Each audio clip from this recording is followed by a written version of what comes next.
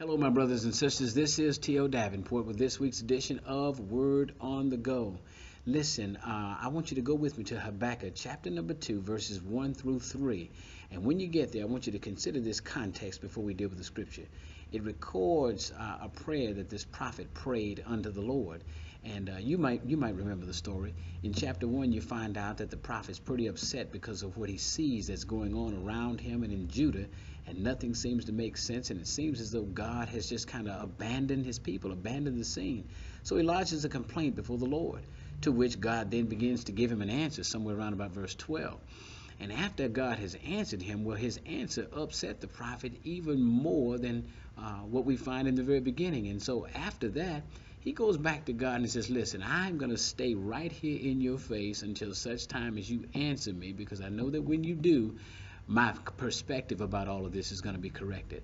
That's Habakkuk chapter 1 all the way to chapter 2, verse number 1, to which we find these words. He says, I want you to write the vision down, make it plain upon tablets, so that he who reads it can run. And though the vision tarries, I want you to wait for it, because in the end, the vision is going to speak and is not going to lie. There are 4 truths, at least, that I want to share with you from this that really blessed me this past week. Number 1, you need to write down what it is that God shows you, that he speaks to you in those seasons of your life where you find yourself just like Habakkuk. Stuff's going on, man. It seems like the world is turned upside down and you don't know which way is up. You need to, when you pray, you need to write down what it is that God has told you and shown you. Why? Because number 2, he tells Habakkuk, he says, listen, though this vision tarries, I want you to wait for it, which means then that God didn't intend to perform what he spoke immediately, which means there's probably not going to be an immediate deliverance. And though that may happen, but that is the exception more so than the rule. And so you need to hold on to what it is that God has spoken to you about what he's going to do, because just as surely as he said he's going to do it, he will fulfill it, which means there's going to be a passage of time between where you are and where it is that God's going to manifest what he said. So don't worry, don't fret, because God will give you grace to walk through. Remember, he told the disciples, get in the boat and go to the other side.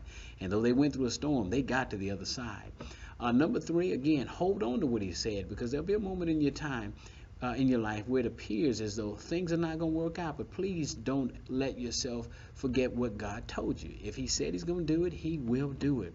And number 4, at the end, he says, you know what? You're not even going to have to go back and tell people that you were right. He says, in the end, the vision is going to speak for itself.